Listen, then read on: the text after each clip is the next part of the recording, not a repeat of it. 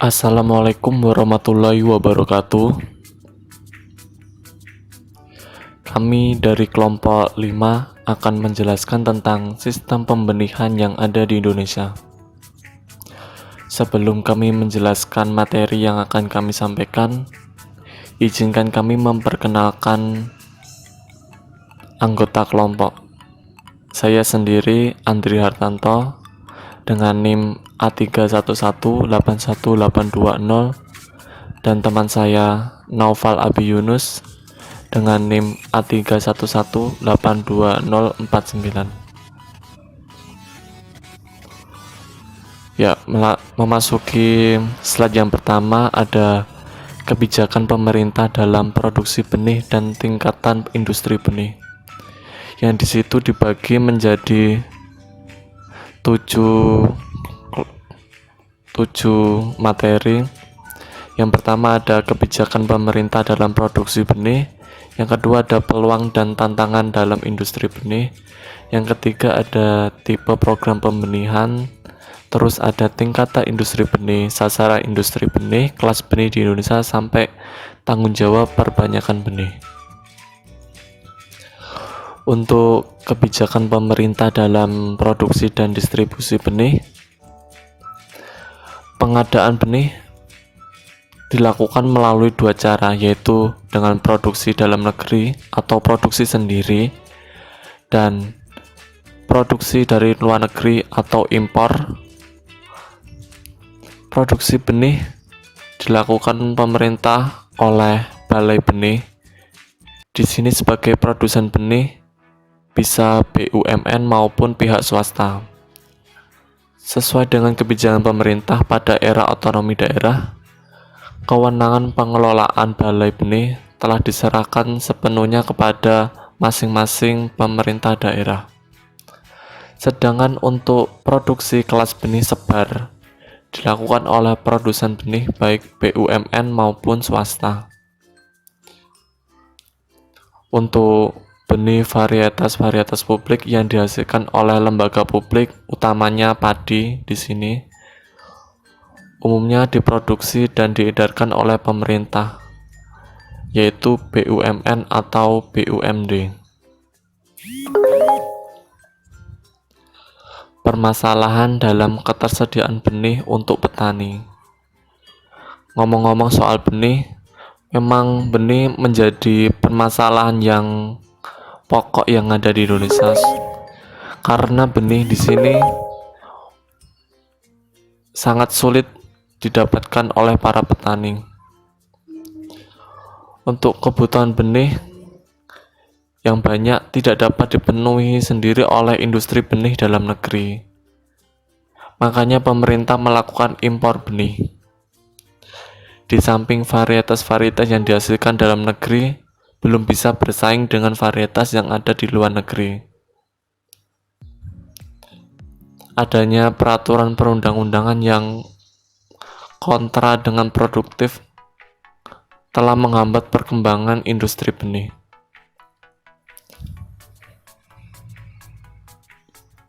Di antara peraturan yang dinilai menghambat yaitu Peraturan Pemerintah Nomor 44 Tahun 1995 Pasal 1 yang menyatakan bahwa benih dari varietas unggul hanya dapat diedarkan setelah dilepas. Next, kebijakan pemerintah dalam produksi dan distribusi benih.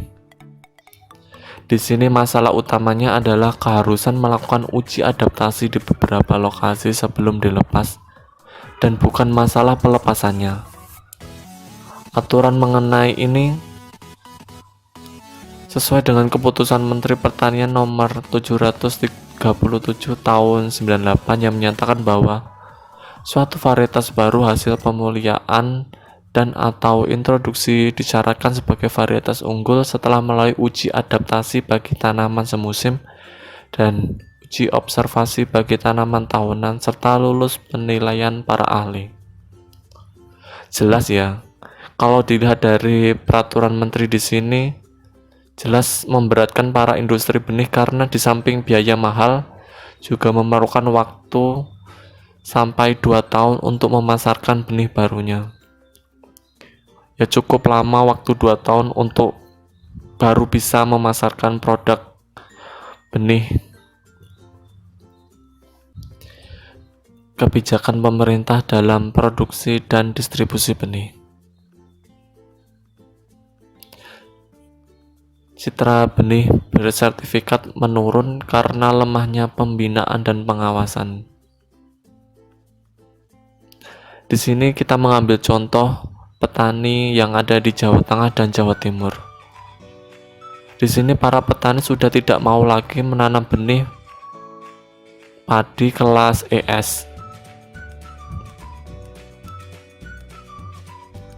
Mereka lebih memilih padi kelas SS walaupun harganya lebih mahal. Bagi petani itu tidak masalah.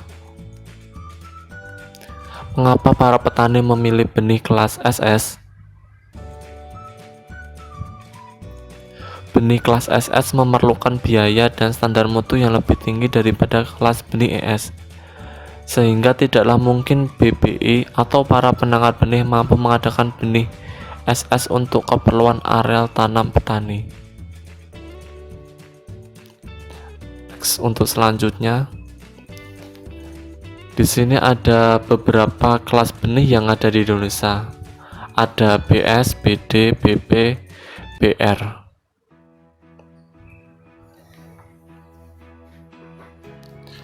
BS sendiri yaitu benih penjenis.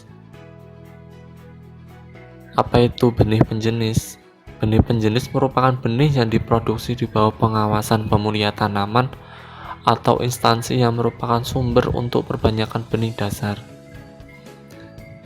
Ya, benih dasar di sini merupakan keturunan pertama dari benih penjenis atau benih dasar yang diproduksi di bawah bimbingan yang intensif dan pengawasan yang ketat, sehingga kemurnian varietas yang tinggi dapat dipelihara serta disertifikasi oleh BPSB. Terus yang ketiga ada BP atau benih pokok. Benih pokok merupakan keturunan dari BP. Benih penjenis atau BD, benih dasar yang diproduksi dan dipelihara sedemikian rupa sehingga identifikasi dan kemurnian varietas memenuhi standar mutu yang ditetapkan dan disertifikasi oleh BPSB. Yang keempat ada benih sebar. Benih sebar merupakan keturunan dari BP, BD, atau BP yang diproduksi dan dipelihara sedemikian rupa sehingga identitas dan kemurnian varietas memenuhi standar mutu yang ditetapkan dan disertifikasi oleh BPSB. Selanjutnya ada tanggung jawab perbanyakan benih. Tanggung jawab perbanyakan benih di sini ada Puslit Bangtan, Horti, terus ada dinas provinsi, ada dinas kabupaten, ada dari produsen atau penangkar benih itu sendiri. Untuk BS atau breedership merupakan tanggung jawab dari Puslit Bangtan. Untuk BS sampai BD merupakan tanggung jawab dari dinas provinsi.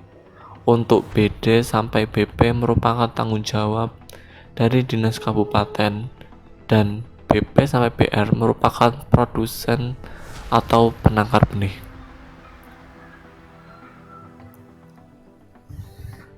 Selanjutnya ada peran dan kondisi industri benih. Peran dari industri benih merupakan sangat vital bagi pembangunan pertanian. Merupakan jaminan bagi keberhasilan dalam program pemerintah. Bisa juga untuk investasi jangka panjang, modal plus manufaktur dan teknologi, juga mengembangkan sumber daya manusia, dan uncontrollable faktor di lapang dan pabrik, juga untuk daya beli konsumen serta peraturan dan regulasi pemerintah dalam mengatur kebijakan benih.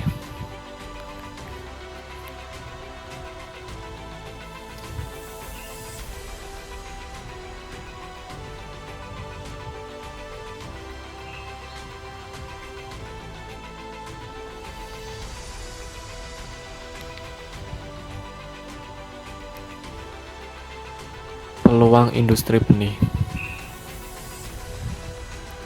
Di sini peluangnya untuk pasar sangat besar. Peluang untuk dilakukan ekspor juga sangat besar. Produktivitas lahan untuk produksi benih domestik, sistem manajemen mutu pembenihan, pola kemitraan dalam produksi benih sudah berkembang. Bank tertarik membiayai produksi benih. Jadi tidak kesulitan untuk mencari modal dalam membuka industri benih. Investor di sini pemerintah dan swasta tertarik dalam pengembangan industri benih dan diizinkan melakukan lisensi varietas hasil penemuan lembaga penelitian pemerintah. Di sini lembaga penelitian pemerintah sudah banyak yang ada di Indonesia. Untuk tantangan industri benih sendiri yaitu investasi jangka panjang, resiko kegagalan jelas selalu ada kemungkinan untuk kegagalan, kemudahan akses terhadap benih induk, ketepatan penyediaan atau produksi benih, kurangnya insentif dari pemerintah bagi industri benih, peraturan dan regulasi. Di sini tidak lepas tentang peraturan dan regulasi yang mengikat bagi industri benih. Pembatasan impor setelah 2 tahun varietas dilepas, pencurian dan pemalsuan, musim sering berubah dan sulit diprediksi, menjadi tantangan sendiri buat para industri benih. Lahan sempit melibatkan banyak petani, serta kompetisi dalam mendapatkan area dan petani.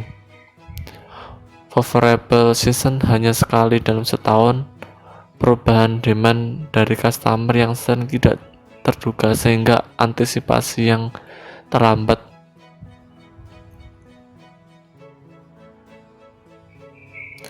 Tipe program pembenihan. Program pembenihan resmi yaitu tanggung jawabnya sepenuhnya berada di pemerintah. Di sini bisa buat ajang politik, kurang efisien sebenarnya, dan jarang memperhatikan investasi.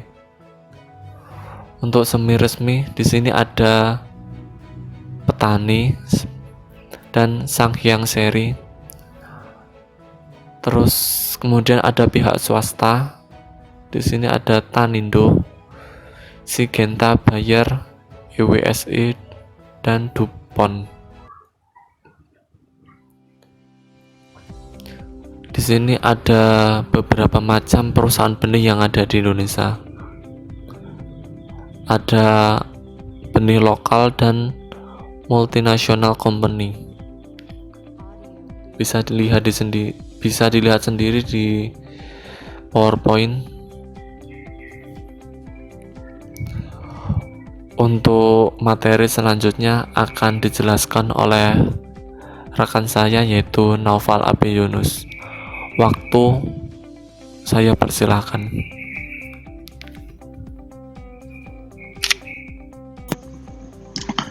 Oke, disampaikan terima kasih kepada Saudara Andri Hartanto. Di sini saya akan meneruskan presentasi tentang industri benih di Indonesia. Jadi pada slide kali ini sudah dijelaskan beberapa tingkatan industri benih. Di sini terbagi menjadi 5 tingkatan. Di antaranya yang pertama tingkatan pertama. Di sini pun ada ciri-cirinya. Yang pertama, sederhana, tidak dituntut kemurnian genetik varietasnya, belum komersial, belum sertifikasi, tetapi di sini cukup mutu fisiologi, belum berorientasi agribisnis, lahan tidak dipersiapkan untuk benih, prinsipnya pada saat dibutuhkan langsung digunakan untuk benih atau bersifat dadakan. Pada tingkatan satu ini bisa kita lihat pada benih kedelai dengan sistem Jabalsim. Jabalsim sendiri adalah singkatan dari jalinan arus benih antar lapangan dan musim. Apa yang dimaksud dengan Jabalsim? Jadi di sini yaitu suatu pola pengadaan dan penyaluran benih kedelai yang berlangsung secara alami. Jadi seperti itu. Dan diperkirakan pola tersebut itu sudah lama diterapkan pada masyarakat pada umumnya. Jadi seperti itu ya. Lanjut pada tingkatan yang kedua. Nah, dari tingkatan yang kedua memiliki ciri-ciri, ada areal produksi, ada mesin pemoles atau conditioner, dan alat pengering atau dryer. Belum memperhatikan kemurnian genetik. Di sini juga belum jaminan keberadaan mutu, karena belum sertifikasi. Benih berlabel merah jambu. Jadi adapun beberapa tingkatan-tingkatan ini memiliki label-label benih. Untuk apa? Untuk membedakan karakteristik dan keunggulan di antara benih satu dengan yang lainnya. Jumlah produksinya lebih besar daripada tingkat satu. Di sini pada tingkatan 2 produksinya lebih banyak dikarenakan apa? Karena kan di sini sudah ada areal produksinya, sedangkan pada tingkatan 1 hanya diproduksi secara sederhana. Untuk yang selanjutnya adalah pada tingkatan yang ketiga. Tingkatan ketiga ini memiliki ciri-ciri benih dibersihkan dan dipilah atau melalui proses grading. Penampilan benih homogen. Jadi pada visualnya, kondisi luarnya itu apabila kita amati, maka penampakannya itu akan sama satu dengan lainnya, atau bisa dikatakan seragam. Selanjutnya adalah memperhatikan kemurnian genetik. Nah, dari situ kan terlihat homogen. Nah, di situ pastinya apabila ada varietas atau jenis bibit lain yang masuk, maka sudah sangat terlihat. Jadinya di sini sangat memperhatikan kemurniannya. Disertifikasi, terusan sudah komersil, sertifikat bisa dilakukan sendiri apabila telah berakreditasi. Jadi ini bisa dilakukan oleh perusahaan swasta. Produsen label biru sudah mulai memproduksi benih sumber atau disebut juga dengan BB dan BD. Namun belum sepenuhnya diawasi oleh breedernya atau lembaga penghasil kelas benihnya. Benih bersertifikasi dari varietas yang sudah dilepas. Jadi seperti itu. DUS atau Distinct Uniform Stable atau di sini tes sudah mulai diperhatikan juga. Lanjut pada tingkatan yang keempat.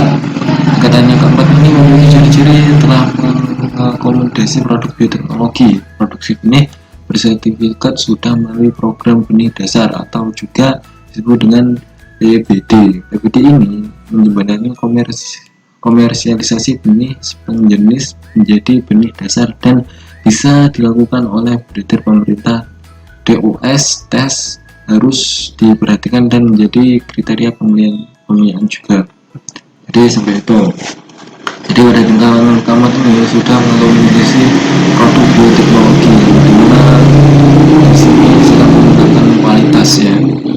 Untuk pada tingkatan yang kelima, di sini memiliki ciri-ciri litbang dan menyelenggarakan PBD, memproduksi benih sintetik atau bisa disebut dengan synseed maksud saya. Kapsul benih sintetik diisi dengan nutrisi, mikroorganisme, dan pestisida. Synseed perlu proses adaptasi di lapang, kemudian dilepas atau dirilis dan diserifikasi. Jadi sebelum benih itu dipasarkan atau dilepas, itu harus perlu sertifikasi dengan cara uji lapang. Biasanya ini terjadi pada benih-benih introduksi, yang dimana benih tersebut harus diujikan di wilayah tertentu. Jadi seperti itu. Di sini juga pada tingkatan yang kelima ini, benih-benih sudah diisi dengan sintetik, maka dan nutrisi serta mikroorganisme, sehingga maka di sini kualitasnya sangat baik dan bagus. Oke, selanjutnya saya akan menjelaskan tentang hubungan industri benih dengan taraf usaha tani. Jadi di sini ada pun hubungan antara industri benih dengan taraf usaha tani. Nah, itu bagaimana sih? Oke, di sini saya akan menjelaskan beberapa tingkatan, mulai dari tingkat dasar sampai tingkatan yang kelima. Jadi yang tingkatan yang ke dasar ini bersifat struktural. Jadi usaha tani di sini masih terbilang primitif. Di sini juga benih belum dikenal, jadi pengusaha tani atau usaha tani itu cuma asal tanam aja, sedangkan untuk teknologi benih atau kualitasnya itu masih belum mengenal cukup luas gitu. Di sini tingkatan ke 1 sampai 2 di sini tergolong mengedepankan dalam pengertian fungsionalnya. Di sini bisa dilihat tarafnya cukup sederhana pada kelompok tani tersebut. Di sini juga yang dimaksud benih sudah dikenal, asal berproduksi, belum memperhatikan mutu genetik dan belum bersertifikat. Jadi di sini petani sudah mengenal di mana benih itu bagaimana terus karakteristiknya. Nah, sedangkan untuk yang kualitasnya atau sertifikasi itu masih belum, karena mereka masih mengedepankan fungsional ini, yang dimana mereka mengedepankan pada aspek produksi. Jadi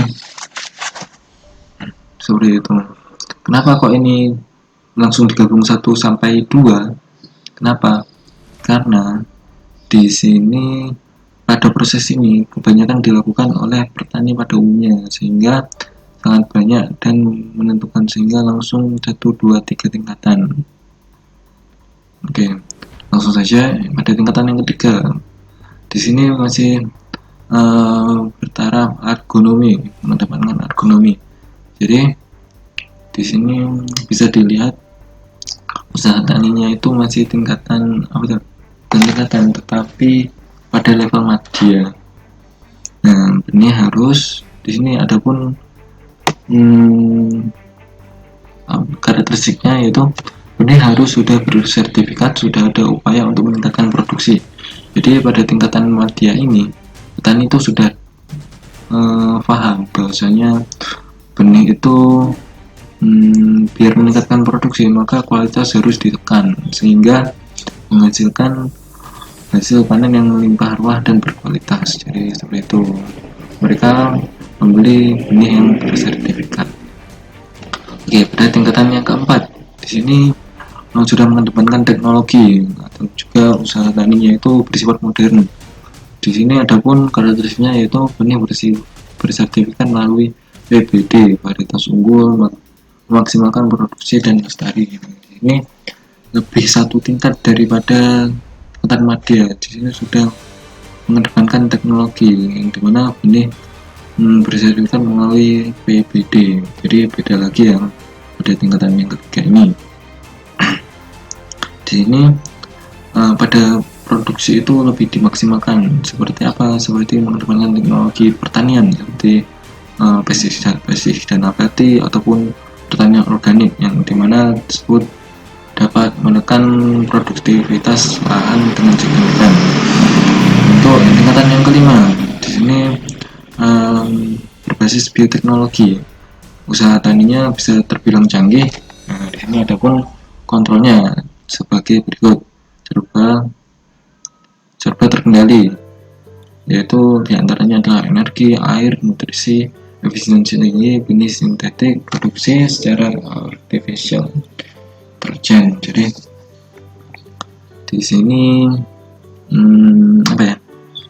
pada sistem produksinya itu sudah bisa terkendali atau dikoordinasi dengan menggunakan mesin. Mulai dari energinya, air, nutrisi itu bisa dilakukan pemberian dengan menggunakan sistem yang dimana tentunya efektif sekali, tidak memerlukan energi manusia yang banyak dan lebih teliti.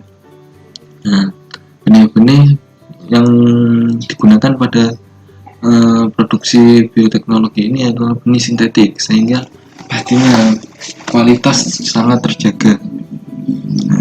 Seperti itu, dan menggunakan artificial intelligence. Jadi kita tahu bahwasanya produksi pertanian di luar negeri itu sangat bagus sekali, terutama di Jepang dan Israel. Mereka bisa melakukan budidaya di dalam ruangan dan greenhouse dengan maksimal. Sedangkan negara Israel itu dikenal dengan negara yang keresan, malah justru mereka tuh dikenal dengan komoditi pertanian atau terukurannya yang sangat baik. Dan itu yang dimaksud artificial intelligence. Oke, kita lanjut. Di sini saya akan menjelaskan kegiatan industri benih. Jadi di sini pun ada beberapa tahap dalam industri benih. Yang pertama adalah research dan development, dilanjut dengan seed production dan sales marketing. Nah, pada pokok dua ini akan dijelaskan lebih lanjut pada deskripsi di bawah. Sedangkan sales marketing ini apabila kita sudah mulai produksi, sudah menjadi benih dan siap dipasarkan, maka kita melakukan sales marketing untuk didistribusikan di berbagai daerah, toko-toko pertanian, untuk apa? Untuk memudahkan para petani itu mendapatkan benih yang berkualitas sehingga dapat meningkatkan produksi pertanian nasional dari itu. Nah, di antara ketiga ini pastinya perlu membutuhkan sumber daya manusia. Nah, sumber daya manusia ini mengharuskan sumber daya yang baik. Karena apa? Karena apabila sumber daya yang tidak baik, maka tentunya akan terjadi problem-problem atau masalah yang timbul. Misalnya pada risetnya aja tenaga manusianya itu kurang bagus, maka untuk produksi marketingnya itu akan bermasalah juga. Jadi kita harus melihat atau teliti dari dasar-dasar step by step untuk bisa langsung lanjut ke sales marketing. Oke, saya lanjutkan kepada riset dan development. Di sini juga ada kegiatan pemeliharaan, uji multilokasi, dan selanjutnya menghasilkan varietas unggul sesuai keinginan pasar. Di sini tentunya pada riset, kegiatan penelitian itu bertujuan untuk memuliakan tanaman. Jadi untuk mendapatkan benih hibrid atau dengan kualitas baik, maka dilakukan perkawinan silang antar dua varietas yang unggul. Nah, setelah itu baru dilakukan uji multilokasi. Uji multilokasi itu apa yang dimaksud? Yaitu salah satu tahapan pemeliharaan tanaman sebelum suatu varietas dilepas sebagai varietas unggul baru. Jadi seperti itu. Apabila ini biasanya uji multilokasi dilakukan oleh para perusahaan-perusahaan yang dimana mengimpor benih dari luar negeri atau bisa disebut introduksi. Nah, di situ ada pun ketetapan undang-undangnya yang mengatur bahasanya apabila kita membeli atau mengintroduksi benih, maka kita harus juga menanamnya atau melakukan uji multilokasi terhadap wilayah tersebut. Supaya perkembangannya itu dapat dipantau dan menjadi rujukan apabila untuk riset-riset selanjutnya. Seperti itu. Di sini dikarenakan hasil panen merupakan fungsi dari interaksi antara genotip dan lingkungan. Jadi genotipnya ini akan berinteraksi kepada lingkungan. Tentunya introduksi itu atau uji multilokasi dengan lingkungan satu dengan lingkungan lainnya itu genotipnya itu belum tentu sesuai ya, maka memerlukan adaptasi itu dilakukan uji multilokasi ini. Nah, genotip yang memberikan hasil tertinggi di suatu lokasi sering tidak sama dengan lokasi lainnya. Jadi seperti itu ya. Ini bisa diambil seperti pada kasus TA saya yang dimana varietas angka 9 yang diproduksi di Lombok itu kan di dataran rendah, sedangkan itu bawang putih itu biasanya diberikan di dataran tinggi. Kenapa kok di sana itu berhasil? Karena suhu iklimnya itu sesuai. Nah, di situ belum tentu kalau kita melakukan produksi varietas tangga sembalun di daerah Jember ini sukses. Nah, itu mengharuskan multilokasi ini untuk menyesuaikan genotip dengan faktor lingkungan. Setelah itu akan didapatkan varietas unggul sesuai dengan keinginan pasar. Nah, tentunya keinginan pasar beraneka ragam yang tentunya berorientasi pada produksi yang dan kualitas unggul. Nah, di sini juga terdapat SDM yang diperlukan. Jadi untuk melakukan riset dan di perusahaan-perusahaan ini diperlukan mulai dari jenjang pendidikan S3, S2, S1 dan diploma. Jadi seperti itu kurang lebih. Oke, lanjut. Seed production. Jadi pada produksi benih adapun tahapannya mulai dari penanaman sampai pemanenan. Nah, di sini terdapat beberapa aspek mulai pemeliharaan, kontrol sesuai dengan SOP dan GOP. Jadi setelah itu dilanjutkan melalui processing benih. Processing benih itu apa yang dimaksud?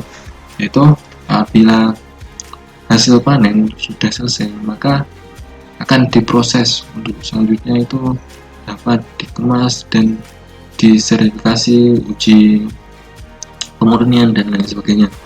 Nah, setelah itu baru melakukan penyimpanan. Nah, penyimpanan ini berfungsi apa? Penyimpanan ini berfungsi untuk mendormansikan benih, karena untuk bisa produksi dengan maksimal benih harus melewati masa dormansi yang dimana satu benih dengan lainnya memiliki masa dormansi yang berbeda. Penyimpanan di sini juga bisa dimaksudkan dengan penyimpanan dalam artian kemasan. Kemasannya itu harus rapat dan terjaga kelembabannya untuk bisa meningkatkan jangka penyimpanannya. Nah, setelah itu baru didapatkan benih yang bermutu. Nah, tenaga SDM yang diperlukan pada produksi benih di sini juga bisa dari S1 ataupun diploma.